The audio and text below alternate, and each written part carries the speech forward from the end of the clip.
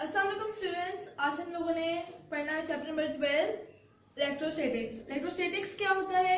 The branch of physics which deals with the study of charges at rest under the influence of electric force is called electrostatics. मतलब इस chapter में हमें जो कुछ भी आगे पढ़ना है उस सब में चार्जेस जो होंगे वो रेस्ट में ही होंगे। अच्छा, डिटेल्स में जाने से पहले हम बेसिक्स रिवाइज कर लेते हैं। First of all, the question is what is charge? Charge is the fundamental property of subatomic particles. It is the intrinsic property of fundamental particles. अच्छा, सबसे पहले देखते हैं कि what is subatomic particles. Subatomic particles वो particles होते हैं जिनसे हम एक एटम को बनाते हैं, like electron, proton and neutron. इन सब के ऊपर चार्जेस भी होते हैं। दो तरह के चार्जेस होते हैं, एक नेगेटिव और एक पॉजिटिव। इलेक्ट्रॉन के ऊपर एज वी नो कि वो नेगेटिव चार्ज कैरी करता है, वाइल प्रोटॉन जो है वो हमारे पास पॉजिटिव चार्ज कैरी करता है, जबकि न्यूट्रॉन जो है वो न्यूट्रल है।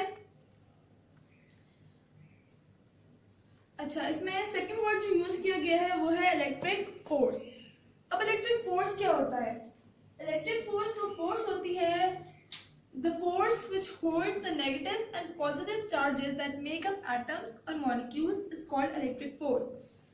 Electric force वो force है जो negative और positive charges को साथ जोड़ कर रखती है ताकि atom और molecules बन सकें। इसके बाद हम देखते हैं basic law of electrostatics। ये जैसे कि हमें पहले से पता है कि लाइट चार्जेस जो होते हैं वो एक दूसरे से दूर जाते हैं, यानी कि रिपेल करते हैं, जबकि जो अनलाइट चार्जेस होते हैं वो दूसरे के करीब आते हैं, दूसरे को अट्रैक्ट करते हैं। So light charges repel each other while unlit charges attract each other. अच्छा, तो चार्ज की क्वांटिटेटिव नेचर जो है सबसे पहले कूलम्स ने फाइंड आउट की। तो सबसे पहले हम देख लेते हैं कूलम्स लॉ क्या कहता है। The force between the two charges is directly proportional to the product of magnitudes of charges and is inversely proportional to the square of distance between them. अच्छा, जो चार्जेस होते हैं उनको होना चाहिए पॉइंट चार्जेस। अब पॉइंट चार्ज क्या होते हैं? Point charge is an electric charge with no dimension. अब इसका क्या मतलब? इसका ये मतलब है कि मींस मतलब ये इतना स्मॉल होता है लाइक अ डॉट।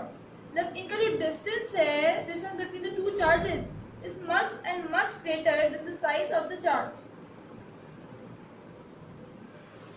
अच्छा, अब हम इसको एक एग्जांपल समझ लेते हैं।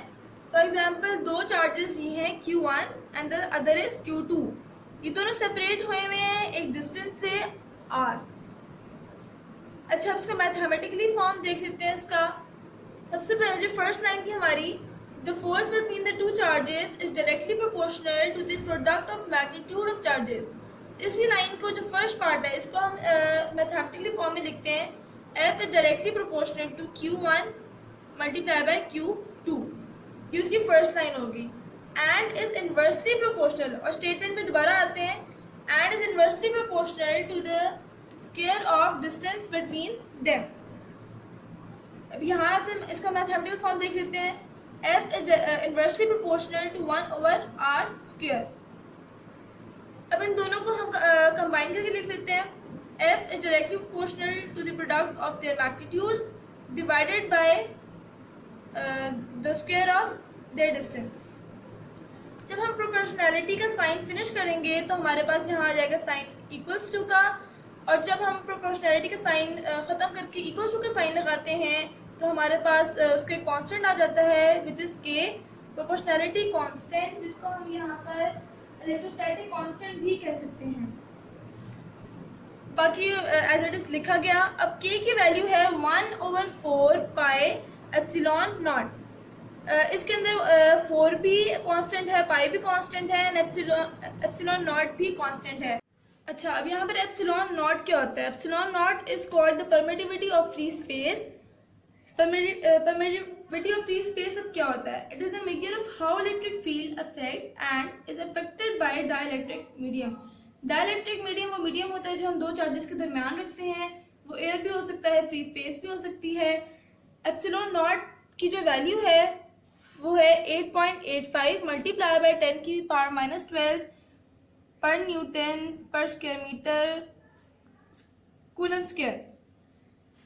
इस वैल्यू को जब हम यहाँ पर पुट करते हैं, 4 है, पाई की वैल्यू पुट करके 3.14, इसके अलावा हम यहाँ एप्सिलॉन नॉट की वैल्यू हमने यहाँ पर देखी है। ये सारी वैल्यू जब हम यहाँ पुट करेंगे तो हमारे पास जो इलेक्ट्रोस्टैटिक कांस्टेंट है K, उसकी वैल्यू आ जाएगी 9 मल्टीप्लाई बाय 10 की पावर 9 न्यूटन स्क्वायर मीटर पर स्क्वायर कूलम।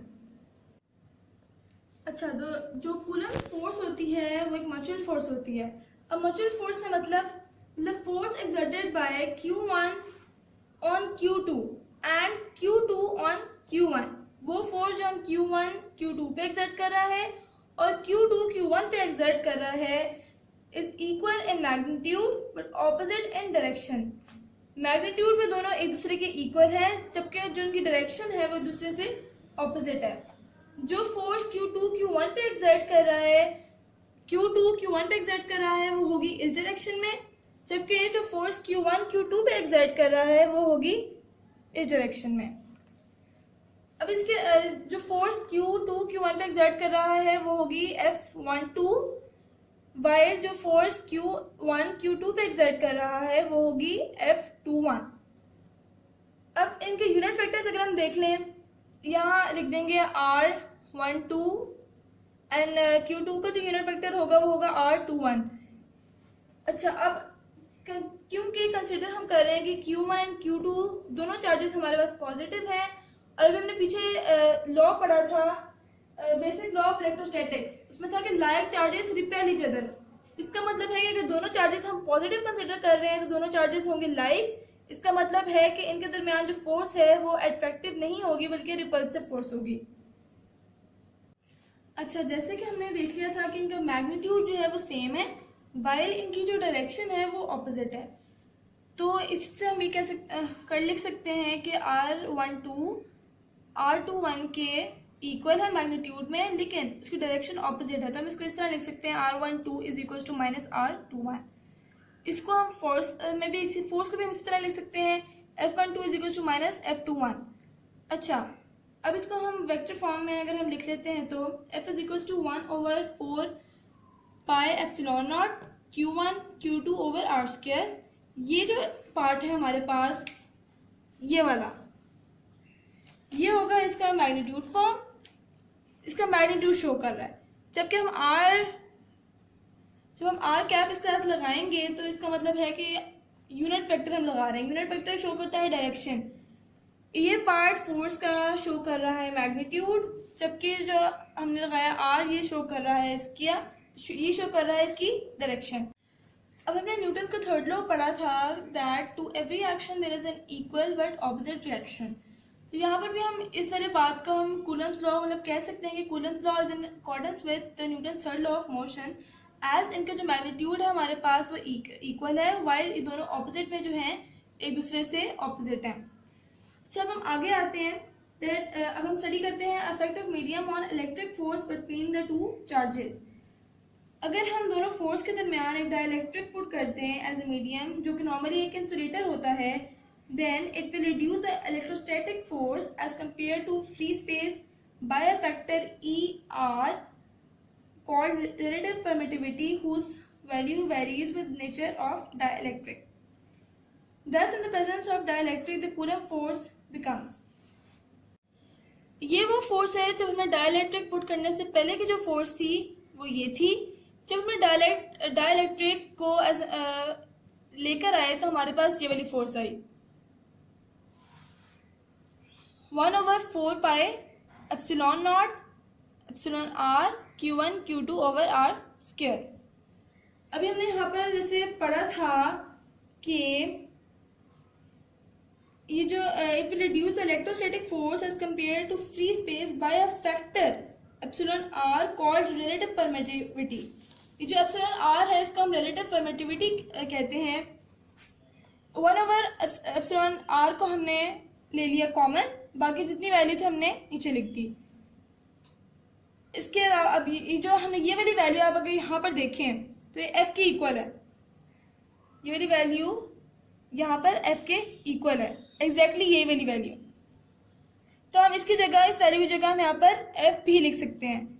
जब F लिखा उसके बाद ER जो हम यहाँ ले आए एप्सिलॉन आर जो है रिलेटिव परमिटिविटी, उसको हम इक्वल्स टू दूसरी साइड पे ले आए, जबकि जो एफ डैश है उसको हम ले आए इस साइड पे। अब रिलेटिव परमिटिविटी जो है वो किसकी इक्वल हुई, फोर्स जब डाइलेक्ट्रिक हमने पुट नहीं किया था, डिवाइडेड बाय वो फोर्स जब हमने डाइलेक्ट्रिक पुट किया था। अब रिलेटिव परमिटिविटी की definition, relative permittivity can be defined as the ratio of electrostatic force between the charges in vacuum to the force when the medium between the charges is dielectric।